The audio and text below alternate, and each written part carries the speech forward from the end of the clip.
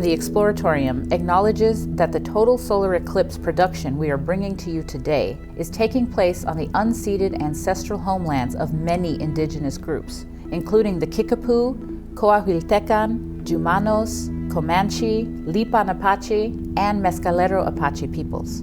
They are the original stewards of this region of Texas and Mexico. As guests, we wish to pay our respects by acknowledging their territories, their ancestors, and descendants. Welcome, welcome, welcome to our live broadcast on the Day of Black Sun. We are here in Junction, Texas at the Texas Tech University Center at Junction. Today is going to be fantastic. This beautiful and unique campus is home of the nationally acclaimed Texas Tech Outdoor Learning Center and the Llano River Field Station. My name is Desiree Whitmore. I am the physicist and educator at Exploratorium, and I'm so happy to be here. Hi there, I'm Julie Yu. I'm a principal scientist at the Exploratorium, and today we are going to experience a total solar eclipse.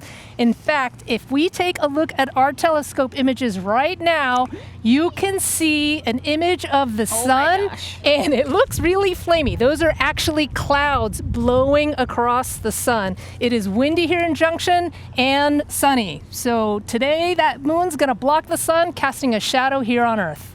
Today, the shadow of the moon is sweeping across parts of North America at over 1,000 miles per hour.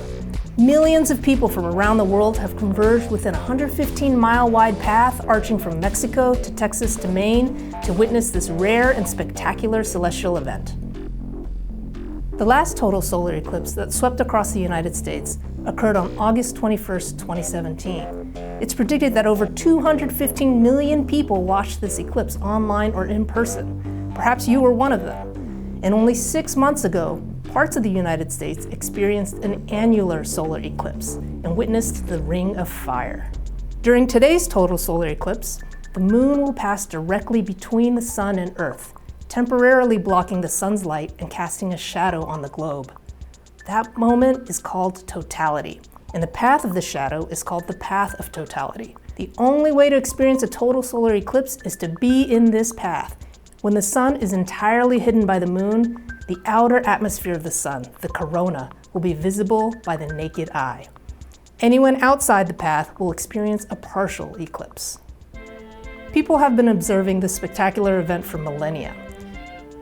For the past 25 years, we at the Exploratorium have partnered with NASA to send expeditions around the world to broadcast total solar eclipses so many more people can enjoy them as they happen.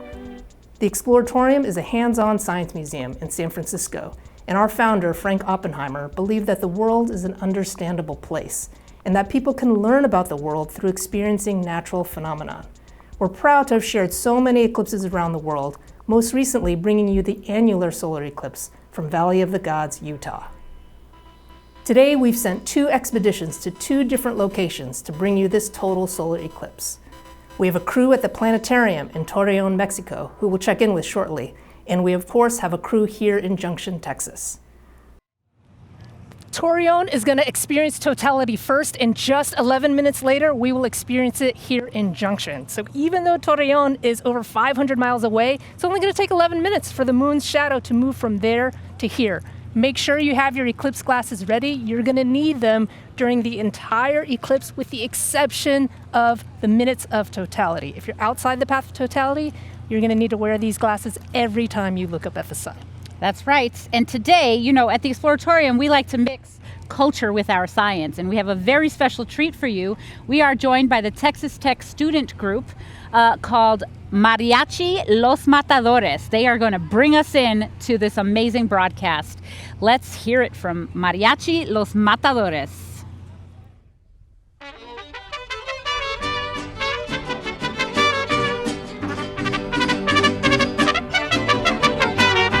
El carretero se va, y ya se va para los Reyes. El carretero no va, porque le faltan los bueyes.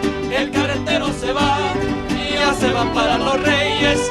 El carretero no va, porque le faltan los bueyes. Señor carretero, le vengo a avisar, esos animales se le van a ahogar. Unos en la arena, otros en la mar. Señor carretero, le vengo a avisar. Señor carretero, le vengo a avisar.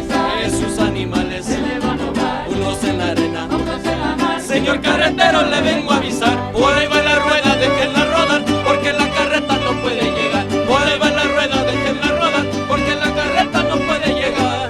Oiga, amigo, su carreta no se le vaya a atascar. Avísenle a los yunteros que la vengan a sacar. Oiga, amigo, su carreta no se le vaya a atascar. Avísenle a los yunteros que la vengan a sacar.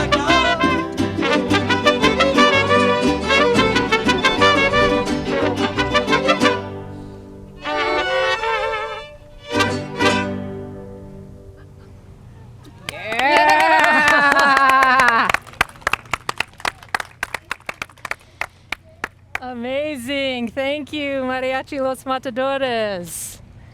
What a wonderful welcome here.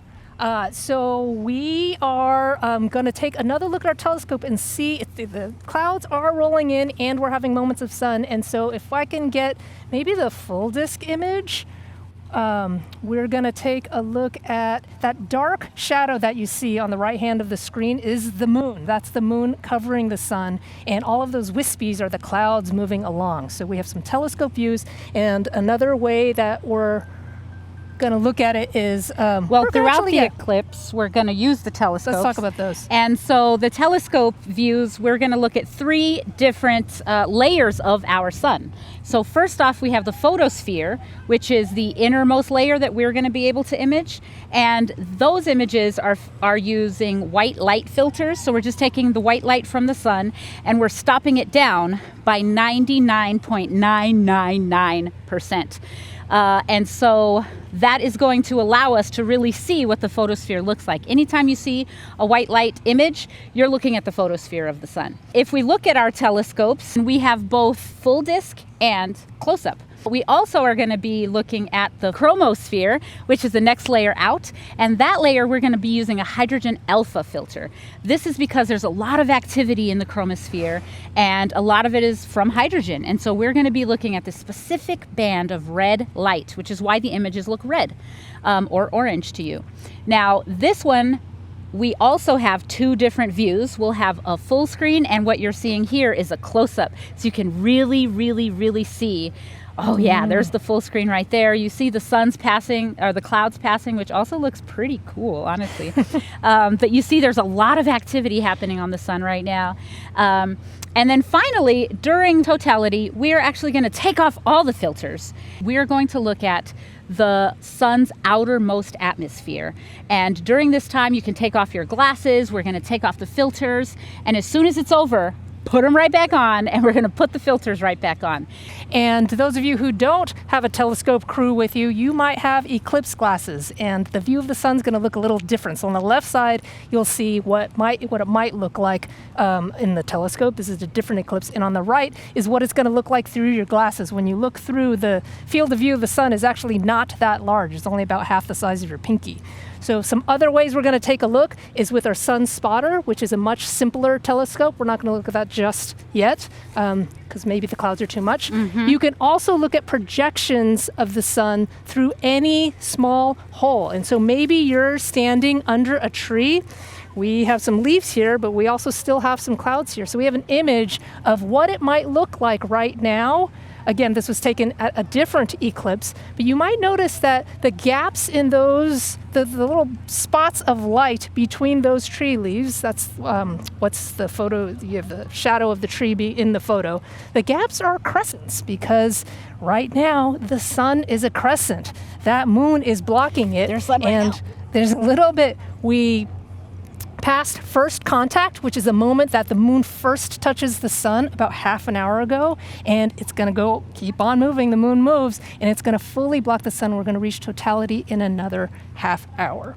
In Torreón, they're going to be using telescopes at the planetarium where they're located. So we're going to learn a little bit more about the planetarium and then check in with our friends in Mexico.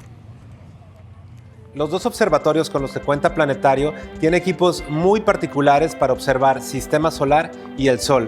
En esta transmisión utilizamos 2 tipos de telescopios, uno con luz blanca, que permite ver todo el espectro electromagnético como lo hacen nuestros ojos, y el segundo telescopio con luz filtrada únicamente en la banda de hidrógeno ionizado, que es el componente principal del Sol. Estos telescopios son controlados de manera remota desde la consola de control que está a unos 50 metros de donde nos encontramos. A través de equipo de cómputo, los motores y los sensores del telescopio se posicionan para obtener las mejores imágenes del Sol. Planetarium trabajó por un año para que esos observatorios fueran completamente robóticos, es decir, que fueran operados con la menor cantidad de personas, pero de una manera sumamente precisa para obtener las imágenes que ustedes están viendo en esta transmisión. Welcome everybody to Torreón, Mexico. We are so excited to be here, coming live from the planetarium in Torreón, Mexico, and we have a very special guest with us today. We have the director of the planetarium, Eduardo Hernandez. And Eduardo, how do you feel right now? I'm really excited. It's a very big party with friends and astronomers, very much people seeing the eclipse and share with the families. It's really a special moment for me. 33 years ago, when I see my first eclipse, is remember, and really I hope this party touch the soul of the people. Yeah, this has been such a big project for the planetarium here in Torreón, and so I was wondering if you could tell us a little bit about some of the work that you've been doing. Yeah, it's 5 years ago we working for this project and teaching from the people to see the sun. It's very difficult, but the people think about the sun is very dangerous. But now the sun is our friend. It's our friend, yes. It's our friend, and it's amazing see the dance of the planets. And now the people enjoy the party. Yes, there's so much celebrating that's happening here already. And we have very little time, but also, what is your hope for this event and the people of Torreón? Yes, I hope the kids look the sky. Yes. The kids thinking about the work in like a scientist. I don't know, it's a very special moment for me, for all of them. Well, thank you so much. Thank so you, much, Eduardo. Veronica. We're so excited. Back to you. Awesome. Thank you, Veronica and Eduardo. I am joined now by Dr. Angela Desjardins, who's the lead of the nationwide eclipse ballooning project. Angela, can you tell us a little bit about the project? Yes, absolutely. The Nationwide Eclipse Ballooning Project is an education project with significant science goals. The project immerses students from across the country in a NASA mission-like adventure to gather data during eclipses. Amazing. The main science goal is to understand how the moon's cold, dark shadow that we're experiencing here right now affects Earth's atmosphere. We have two different types of teams, atmospheric science and engineering, and we're going to turn it over to Danny from Salish Kootenai College to tell you a little bit more about how the atmospheric science teams work. Hey, welcome, Danny. Oh, thank you. Yes, my name is Danny Johnson from Salish Kootenai College. Our team is coming from Northwest Montana, and we are part of an atmospheric science team for the Nationwide Eclipse Ballooning Project. What we're doing is we're conducting a high altitude ballooning campaign, and we're using a setup very similar to what the National Weather Service uses actually. What we're doing differently is we are conducting 30 launches in 30 hours. That is 24 hours before totality and 6 hours afterwards.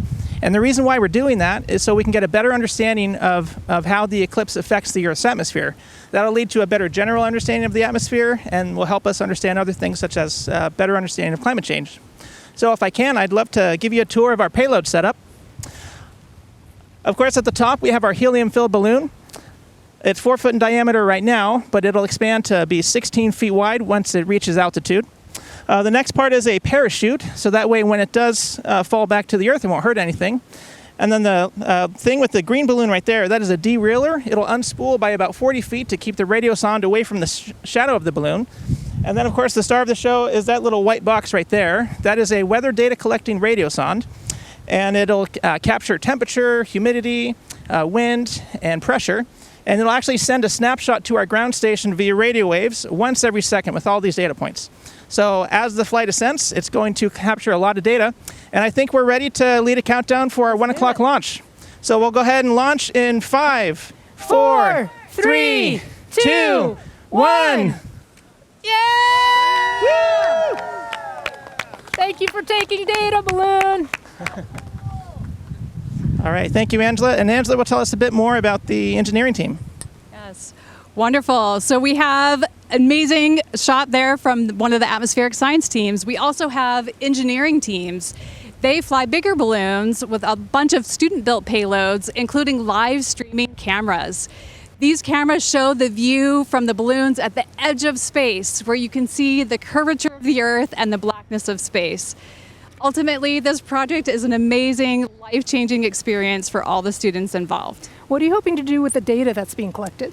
Right, the data, so much data, will be analyzed for years to come. All the data will be available publicly, and our scientists and students will be working on analyzing that and publishing papers and going to conferences to share their work in the next 6 months to a year. That's incredible, Angela. Thank you so much for being here and sharing a balloon launch with us. Yes, absolutely. Go Eclipse, clear skies. Yes, and as those balloons track the shadow of the moon over the Earth, we actually have a way to track that shadow as well. We have a shadow tracker, which is a map of where the shadow of the moon is, and we see it is slowly approaching. Now, we are joined today by an amazing astronomer, Dr. Liliana Rivera Sandoval. She is an assistant professor at University of Texas, Rio Grande Valley. Welcome to the show. Thank you so much. Thank you for being here. So what got you into astronomy?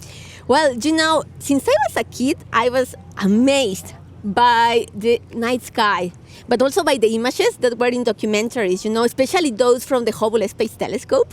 And who would say that now as a professional, you know, I am user of that amazing instrument for my research. But the thing that really blew my mind is the fact that we cannot go to space and take samples now from stars because they are too far away, but that we can learn from the universe through light. Oh, I love it. I love it. And so you said you use the Hubble telescope now? Yes. Like the actual Hubble telescope? Yes. First of all, that's really cool. Thank you. Second of all, what is your research? Like, what kind of research do you use the Hubble for? Yes. So basically what I do, I study the remnants of stars that are, let's say, at the end of the life like a star like the sun. Right, there is a star that is like the size of Earth, but with a mass of like the sun more or less. So it's very dense, right? So they are like stellar corpses that are Stellar there. corpses, so dead stars. Yeah, dead stars. Okay. And sometimes you have them with another star of that type. So they are in a binary system. They are orbiting each other, right? Whoa. And one of them actually gets material from the other. So it's feeding from the other, like if it was like a vampire star, you know? Wait, you have okay, wait. So you have dead stars and you have vampire stars. Vampire, yeah. And so the vampire stars are eating from each other. Yeah, well, Holy one moly. is eating the other, Yeah, actually. okay, Yeah, that's yeah. amazing. And so I'm guessing that you actually use this in outreach to teach kids, maybe? Yeah, well, I have actually a program that is called Ellas y las Estrellas in Spanish, so Female and the Stars. So that program is an educational project that I have to highlight the work of Hispanic women in astronomy. As a Latina, I think that representation is really important, and I organize conferences, I do outreach events, and I hope to, you know, encourage younger generations to go into astronomy. Right? So, yeah. That's amazing. Just like you, who saw an eclipse when you were younger. Yes. And now you're an adult and you're going to see one. Yeah, exactly. I was like very, very young when I experienced the 1991 eclipse in Mexico. Mm-hmm. And yeah, so for me, it was like I have some blurry images in my mind, but now as a professional, it's really a privilege to be here and enjoy this amazing event with all of you. That's amazing. Thank you so much, Thanks to Lily. you. Now we're going to take a look at, learn more about different kinds of eclipses and what the differences between them are. From Earth, we can see two types of eclipses. Eclipses of the sun, which are called solar eclipses, and eclipses of the moon, lunar eclipses. These occur when the sun, earth, and moon align in a straight or almost straight configuration. Astronomers call this syzygy. A solar eclipse happens when the moon passes between the sun and earth and either fully or partially blocks the sun's light. This only happens occasionally because the orbit of the moon is tilted relative to the orbit of the Earth around the sun, so the moon often passes above or below the Earth. At those times, it does not cross the line between the sun and Earth, and therefore does not create a solar eclipse. There are three kinds of solar eclipses: total, partial, and annular. A total solar eclipse happens when the moon lines up between the sun and Earth such that it completely blocks the face of the sun. This creates a circular shadow on a small part of the Earth, and today, people located in it will experience a total eclipse. Since the Earth and the moon are constantly moving, the shadow moves too, tracing out a path called the path of totality. A partial eclipse occurs when the moon is not exactly in line with the Earth and sun, and the moon only partially obscures the sun. From our perspective, this looks like the moon has taken a bite out of the sun. Today, everyone in Mexico, the contiguous United States, and Canada will experience a partial eclipse. Only those of us in the path of totality will also get to experience the total solar eclipse. For those in the path, it'll start off as a partial eclipse, move into totality, and then back to a partial eclipse. An annular solar eclipse, which is what we experienced 6 months ago, happens when the moon passes between the sun and Earth, but the moon is a little further away. It turns out that the moon isn't always the same distance from Earth, and when it's further away, it appears smaller than the sun and doesn't completely block it out. Let's take a look at our telescopes and see where we're at. Okay. It's a little cloudy It here. is a little cloudy. But it's peeking out The there. clouds are moving in and out, and every so often you really can see the sun. Yes, and you can see that we're getting closer and closer to totality. And we can sort of already start to see the light changing, like it's getting a little bit darker here. And, we as humans like to connect with nature and observe our surroundings. We got a lot of scientists here talking about data. But we're not the only people who take data and interact with our environment. There are also animals, and there are going to be a lot of animal behavior that you can actually observe at home. So wherever you're at, you can pay attention to the sounds that you're hearing right now, and then what are the sounds later during the eclipse. So animals like birds, who are normally active during the day, might go quiet and go hide. And then you have animals who are more active in twilight and during the evening, and those animals might come out. We don't know for sure, but we're going to find out. Here in Texas, we've got armadillos, and we've got bats in Texas. So Texas is home of the largest bat colony on Earth. It's called the Bracken Cave, and we actually have footage of the Bracken Cave. And right now, you see there's not much happening because it's full daytime. But we're going to check back with those little creatures pretty soon. Now, this is put on by BatCon International, which is Bat Conservational International, and then also Explore.org. So I'm very excited about this. Awesome. So let's check in on other ways we might be able to view and experience this eclipse. We're going to look at the sunspotter, and again, the clouds are coming and going, but Frank, I'm not sure if you can get the image. We can actually see like the sun is a legit crescent right now. And that's amazing. And I had mentioned before that you can use something that has holes for the sun to pass through in order to image the sun. And so, for example, I'm going to hope for a little burst of sun. I have a colander here that has a bunch of holes, and if we look at the projections, it's going to fade in and out, but we see some crescents. So here's an image of the colander that we took yesterday when there was a full sun, and you see the little holes, projected circular suns, because the sun was a complete circle. Right now, we just had a brief flash of, here we go, maybe we can catch it again. Oh my gosh, that's so beautiful. We see some crescents. If you don't have a colander available, just get a hole punch and punch a spot in a card. I have a star-shaped hole right here. You might not see it because it's pretty small, and a hole that I just punched with my pen. And when I hold this up and the clouds move away, maybe we'll see crescents. So there are really easy ways. If you don't even have this, you got hands. So get your hands, and when you put your fingers like this, you actually make little gaps between them. And so they're sort of like rectangular-ish. But this is great. If I look at my or Desiree's hands, the gaps in between, we have little crescents, because right now we have a crescent sun. That's the image of the sun. The other thing the telescopes allow us to do is get a close-up image of the sun and notice some of its features. So we're going to learn a little bit more about what we might observe. Our brilliant star, the sun, generates a very powerful magnetic field, and that field goes through what is known as a solar cycle, which has a period of about 11 years. Over the course of each solar cycle, the sun transitions from relatively calm to magnetically active and stormy, and then calm again. The quiet periods are referred to as times of solar minimum. When sunspot activity peaks with dozens of sunspots, it's called solar maximum. Right now, the sun is in a very active time of its cycle. It's predicted that this current solar cycle will peak between January and October of this year, 2024. Sunspots are dark areas on the surface of the sun. They're places with lots of magnetic activity, which actually make them cooler in temperature than the areas around them and give them a darker appearance.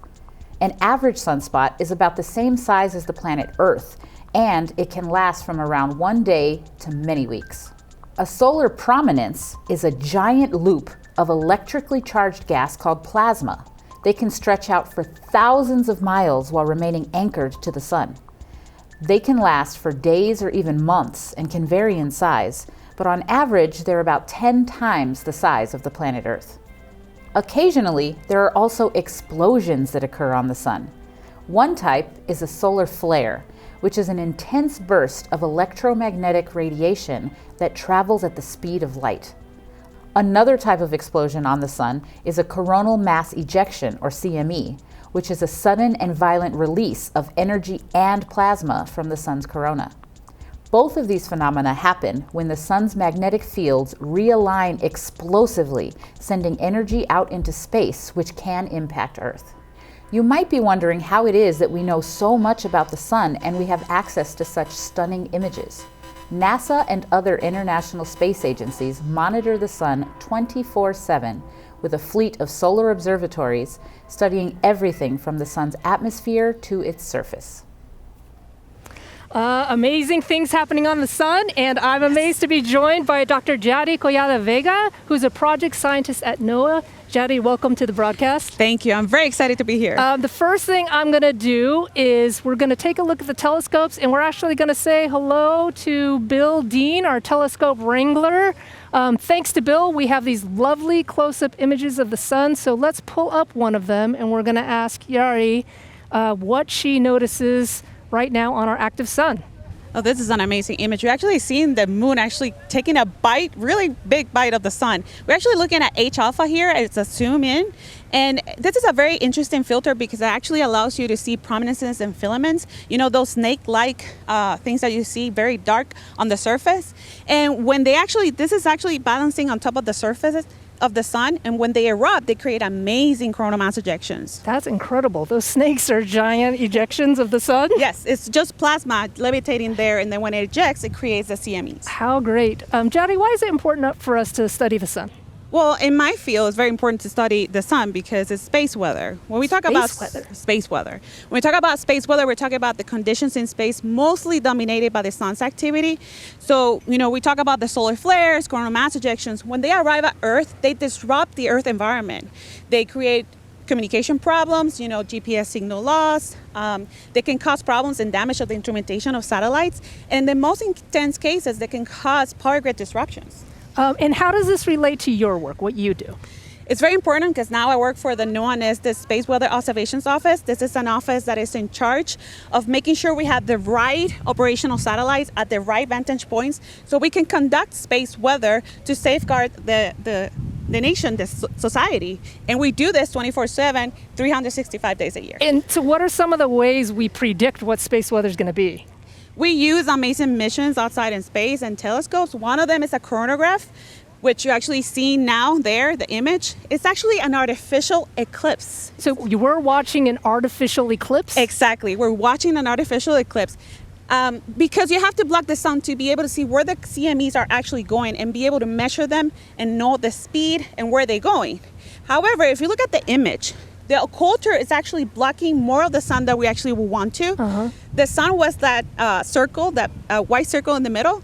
And however, the moon today is going to do an amazing job and do it so amazing that you actually see parts of the corona that you usually don't see using those telescopes in space. So we're going to be able to use today's real eclipse to help us learn how much the artificial eclipses, like how good our predictions are? Exactly. We do amazing studies with the eclipses. One of them is they predict the eclipse before it happens. They they predict actually the corona, the atmosphere of the sun before it happens.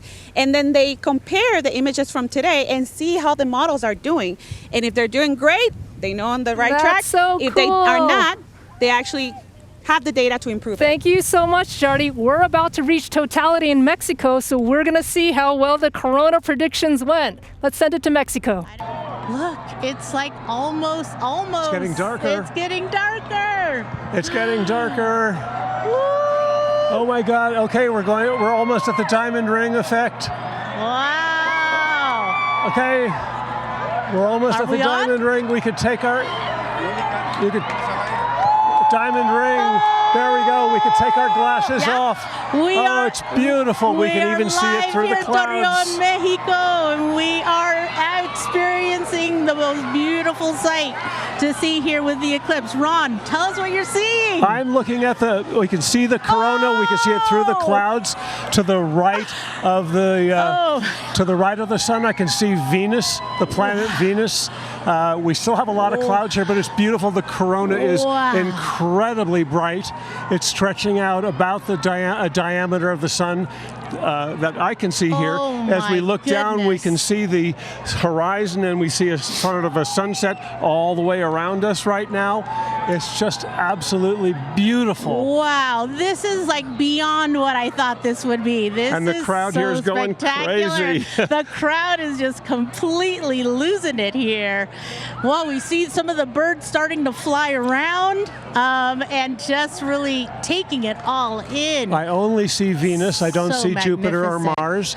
Just a beautiful eclipse this time. This is my 6th eclipse, and it's just as good as all the others, even through the clouds. Even through it's the clouds, amazing. wow. So this will last a little over 4 minutes for us, and then, if I can quote Paul Doherty, the laws of celestial mechanics will save us once again. Exactly. Wow. It is beyond what I thought it would be, Ron. Isn't it incredible? I don't even have words to describe. It's actually a little chilly here now. Yeah, and it's been very warm all day long. Wow, okay. You can hear the crowds behind us. the crowds going. We're in the plaza of the planetarium in Torreón. We have lots of amateur astronomers here. We have astronomical groups. The press is here. The public is here. It's phenomenal. And now we're going to go back to Texas so they can experience it there. All right, 13 minutes. Thank you, Veronica and Holy moly, that is amazing. Super amazing just to watch on the screen. I was sitting here holding my mouth so that I didn't scream and like drown you out because that was so fantastic. Look at this. This is amazing to see. Look at how giant the corona is. What beautiful image my gosh. of the corona. Yeah, this is just too fantastic. And I loved hearing about how cold it was getting. And I think Ron said that he could see Jupiter? Or did he say he could see Venus? He said he could see Venus. And, you know, we've been taking the temperature here. And we started out the broadcast around the mid-80s. And now it's dipped to below 80 degrees. And so that's not the clouds. I know the clouds are coming and going. But it's actually gotten noticeably cooler here as we see that we have a crescent sun here, too. So maybe it's getting a little sunny right now. Can we check in on the telescopes? Oh my gosh, we're getting close. Right, we're only 11 minutes away from Torreón, so now maybe we're close down to the 10-minute Yes, we are getting super close. Now, as we mentioned before, Torreón is 11 minutes ahead of us. And so in preparation, I'm going to pull a full pirate, and I'm going to put on a pirate patch because I want my eye to experience the corona in all of its glory. Like, I've never seen such a thing before. This is my first total solar eclipse, and I'm going to put my eye pirate patch on. I'm so excited. So the whole purpose is for me to darken my vision and get myself used to it. It's getting darker here, but I want it to get really dark. So yeah, our eyes have evolved to transition from daytime through dusk to nighttime over a long period of time. But today that's going to happen in the matter of minutes. So Desiree is preparing one of her eyes to be ready the moment it gets dark here for the corona. We're noticing that like the shadows are getting a little weird, and you can tell that the colors of the lighting around here is already beginning to change, in addition to getting a little cooler. I'm super excited. I'm just going to check in on these pinholes again because really, if you don't have glasses, you're just at home, put up your hands because we can see some crescents in between my fingers. Oh my gosh. We can see a crescent right here in the sun spotter. We are getting so close to totality. I'm pretty excited. I'm extremely excited. I do notice that my shirt is kind of not a strong blue, but it is getting a little brighter. It seems. I'm not 100% sure because I wasn't paying attention. I think as our eyes adapt, we're going to notice some interesting things. Desiree's preparing one of her eyes especially to be ready for the dimmer amount of light. And you might have noticed certain things happened as we watched the Torreón totality, but let's focus in on what we should pay attention to. As totality approaches, you will see the diamond ring effect as the last bit of the sun disappears behind the moon. It's a dazzling burst of light that clings to one edge of the moon as the soft glow of the corona emerges from the background sky. Its striking resemblance to a glittering diamond ring is unmistakable. A few seconds later, you can observe a phenomenon called Bailey's beads. This occurs because the surface of the moon is actually not smooth, but it's filled with craters, valleys, and mountains. So, just as the moon is about to completely cover the sun, the gaps in the moon's rugged terrain allow sunlight to pass through in some places, creating what looks to us on Earth like beads of light. During totality, when the sun is completely blocked by the moon, the full glory of the corona is revealed. We normally can't see the corona because the surface of the sun is far too bright to allow a glimpse of its much fainter outermost atmosphere. But during a total solar eclipse, when the moon completely blocks out the light from our star, the corona comes into view. The corona is wispy, white streamers of plasma that radiate out from the surface of our star, the sun. It constantly changes shape and size, and because of that, each eclipse looks different from the others. If you can draw your eyes away from the sun for just a few moments during the eclipse, you'll notice that the sky has become quite dark, as if it's twilight, allowing other stars and planets to become visible. If you look out toward the horizon, it is also possible to see light from outside of the moon's shadow that you're standing in, which looks like a 360-degree sunset. Welcome back. Let's look at the telescopes again to see where we're at, because I'm imagining that we're pretty close. Okay, let's look at the tracker. Well, we're almost out of Mexico at the border. Now, joining us, I want to welcome Eric Christian, Dr. Eric Christian. He's a NASA research scientist, senior research scientist, and he also works on the Parker Solar Probe. How's it going, Eric? Great, thanks, Desiree. It's great to be back with the Exploratorium for another eclipse. Yes, it's great to have you back.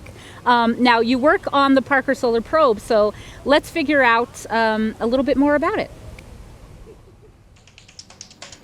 We're lying 4 million miles from the surface of the sun, 25 times closer than the Earth is. There are some real puzzles about the corona.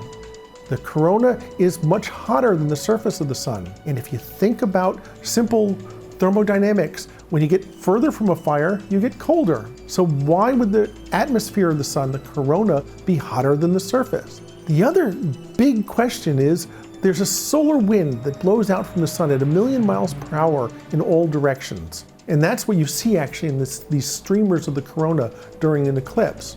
Those particles get accelerated up to 1 million miles per hour. We've got ideas, but we can't prove it when we're so far away. And so we've actually got to go to the source in order to understand how the solar wind gets accelerated. At closest approach to the sun, we're going to be 25 times closer than the Earth is. That means the sun is going to be 625 times brighter than it is at the Earth. Things get really hot, but we've got this enormous carbon fiber heat shield that sits out in front of our spacecraft. In the first orbit, it'll get down to 10 million miles from the surface of the sun. And then over 6 years, it'll use Venus to actually remove some of its velocity. And every time it passes by Venus, every year, it'll get closer and closer, and so it'll work its way in to our closest approach. All right, thank you so much for that introduction, Eric. Now, you said closest approach. How close is that closest approach? So the closest approaches are really going to start December of this year. We're going to do one more swing by Venus to get us in even closer than we are now. And at that point, we'll be getting to within 4 million miles of the surface of the sun. 4 million miles. So you're going to be within the corona of the sun. Well, we're all in the corona, but yes, we're going to be in the part where the action is actually happening, where the solar wind is being accelerated and where the corona is getting heated. That's fantastic. And so once you're at closest approach, then what happens? Well, we're going to stay at closest approach from that point on. We'll continue to orbit about 3 times a year and getting into 4 million miles at perihelion, the closest approach of the orbit, every single orbit. And eventually, though, we're going to run out of fuel. What happens when you run out of fuel? I'm guessing the heat shield isn't going to work anymore. So we need fuel to keep the heat shield between the sun and the important part of the spacecraft, like my instrument. So once we lose fuel, we're going to go in sideways and the back part of the spacecraft will melt off. Oh, no. Okay. But that's many years away. Yes. Okay. That's great. So what kind of findings have you gotten from the Parker Solar Probe over these several years? Well, we're already starting to rewrite the textbooks. But the thing is that we're getting so much data. I mean, if you think of science as trying to solve the puzzles of the universe, we're getting so many puzzle pieces so fast that we haven't figured out where all those pieces go yet, so we can see the picture yet. We're in that process now. That's amazing. I can't wait for the whole entire puzzle to be solved. Now, I actually, because the Parker Solar Probe is kind of chilling around the sun in the corona, I would like to look at this photo that was taken in 2017. This is a composite image that shows the corona, and I'm wondering, what are we looking at? Can you walk us through this picture? So this is a relatively active sun, and it should be similar to the corona that we see today. What you see are a bunch of helmet streamers. That's where structures start wide at the sun and then narrow down. Those are the ones that look like troll hair. Yes, exactly. Okay. And then on the top and the bottom, you can see what are called polar plumes. That's where it goes out almost straight from the sun. And that's where the rotational poles of the sun are. That's fantastic. Thank you so much, Dr. Christian.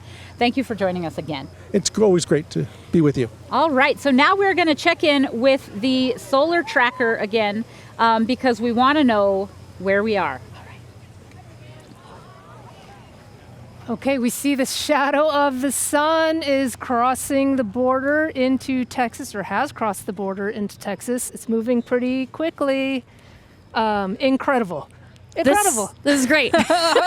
So Jessica Taylor, who is a principal physical scientist at NASA and part of the GLOBE program, has joined us. Jessica, will you tell us a little bit about GLOBE? Yeah, so GLOBE is an international education and science program. We're a citizen science program engaging the public in collecting environmental science data about their environment. So what sorts of data are you taking today? So I've been collecting temperature and cloud data, and we've had a lot of changing clouds today. Actually, when we got started, we had high cirrus. Oh, wow. It transitioned to alto cumulus, and now we've got some pretty big cumulus clouds. And what are you noticing about the temperature? Yeah, so the temperature itself has dropped pretty dramatically. We started at 81 degrees Fahrenheit, and now we're down just around 77 degrees Fahrenheit. Oh my goodness. So you mentioned that this is a citizen science project. Yes. Can you tell us more about what that means? Yeah, so citizen science, another name for that could be participatory science or volunteer science. It's just a way of non-professional scientists getting to be involved in science. And NASA has a number of citizen science programs where the public can participate in NASA science missions. And what do you hope the data collected from today will inspire folks to do? Yeah, well, hopefully this is inspiring everyone to be curious about science.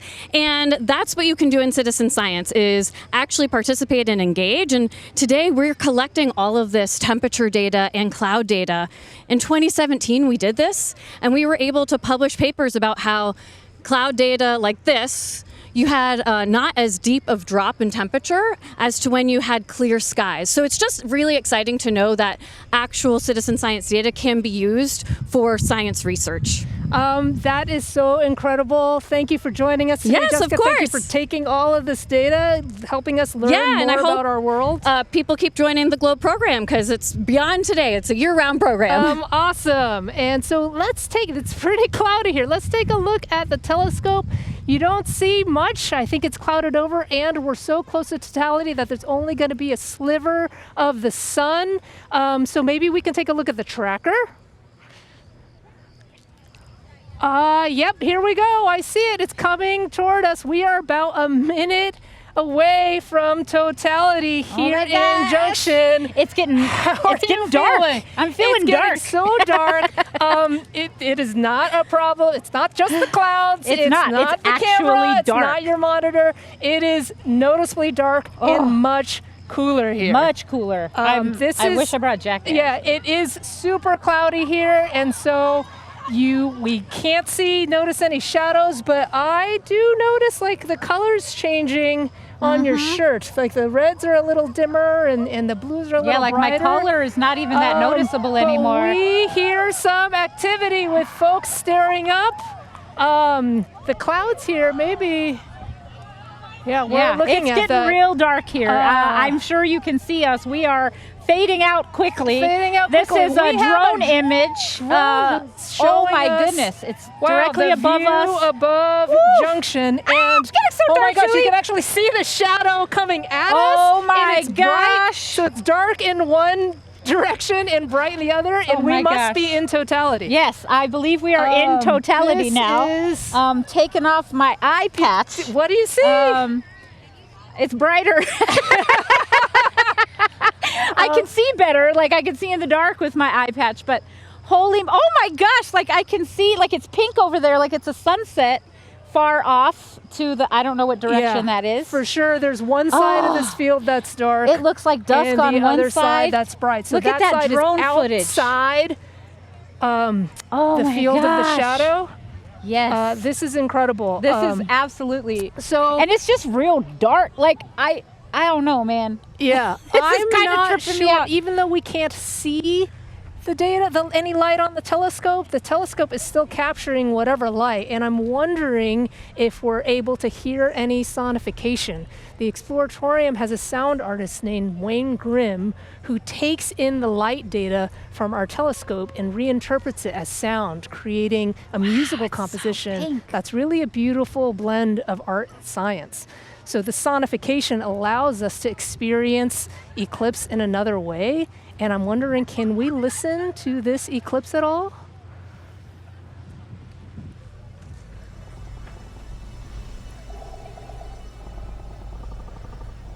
The feed has not cut out. We are just watching and listening to totality. I see a spot. I see a spot. Look with your pyrite eye. It's gonna clear up in a second. This is gonna come past.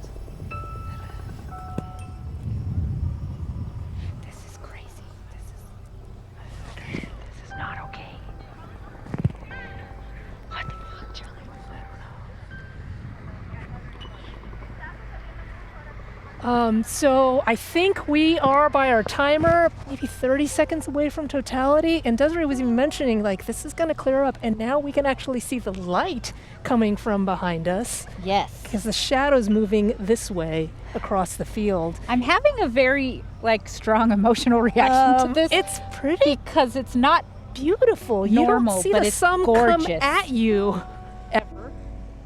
But there it is. You can maybe see it starting to get lighter behind us. That's actually the shadow of the moon moving out of the way. And because of the clouds, we can't see the sun or totality, but we know the moon's moving because the light's coming. It sure is. It's pretty amazing. I'm actually going to go and maybe check out what other people are experiencing. I think a lot of people are experiencing their first total solar eclipse today, and we're super curious what they thought. So over here, I've got some young lady warriors. These are children from the Talkington School of Young Women Leaders.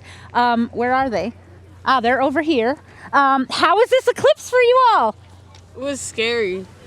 Right? What was scary about it? Like, it started turning black. It was like it was 7 p.m. That's exactly what I said. Did you feel a little bit colder?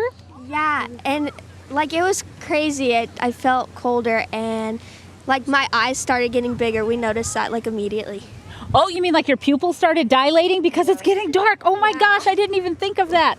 And how about you? What is this like for you? It's just crazy because at one point when the sun, like when you could still see a little bit of it, like the green got lighter, and then when you'd look at red stuff and it would just be like completely darker. Yes, I noticed that on my shirt too, because my shirt has all the colors on it. The speed at which it is lightening and brightening here is pretty remarkable. I'm wondering if we can check in on those bats at Bracken Cave to see if anything is going on there. Oh, we actually see some bats! We can see some bats. So they aren't bothered by the clouds. The temperature change and the lighting change was enough to have some activity there, which is pretty phenomenal. Let's take a look at our shadow tracker, because we are now past totality here, and indeed we see that the shadow of the moon has moved on. We saw it with our eyes, we saw it in real time. This is pretty incredible, and the weather's going to do what it's going to do. We can actually see the sun peeking through the clouds here, and the thing about weather predictions is we don't really know much about what happens when the solar radiation gets cut out so abruptly. Desiree, I think maybe you're with some Eclipse ambassadors? Yes, we have Eclipse ambassadors from the NASA Eclipse Ambassador Program. How are y'all today? Good, this is awesome. Yeah, this is the best. This is so cool. Is this your first eclipse? Yeah. Haha, excellent. Mine too. Yeah. So what happened for you? Like, what did it bring up for you? How was this experience? It was just incredible. Like the fact that it's 1:30 and it was as dark as it is at like 7 p.m. now, it's crazy. Yeah, just feeling it like get darker and darker and darker. Like I didn't know when it was gonna stop. It just kept going, and all the clouds. It got so cold. Like that was incredible. Like I'm speechless. Honestly, yes. I don't know what to say. The light is coming back and it's warming here. And as you return to the familiar of your day, I hope you take this event as a chance to reflect on our shared humanity. You know, humans have been using our observations of the skies to deepen our understanding of the world for millennia.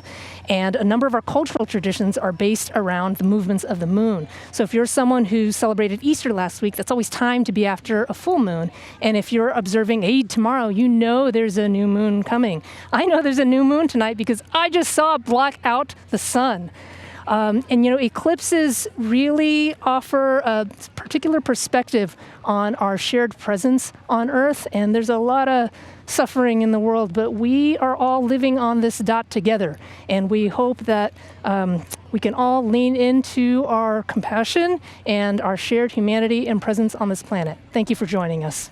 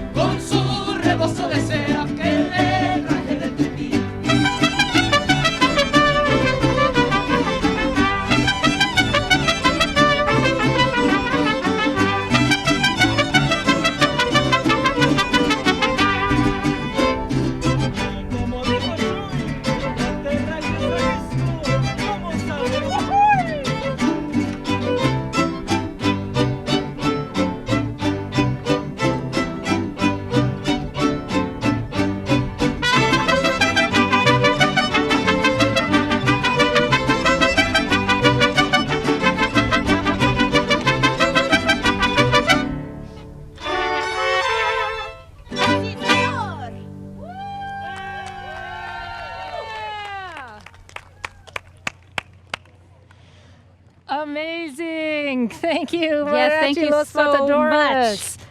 We are actually taking a look at the replay of Totality from Torreón because they just had such a beautiful moment. You might have seen that diamond ring flash. Look at those prominences coming off of the sun. You can see around at the top and the bottom. So this is actually the chromosphere that we were able to see. And oh my gosh.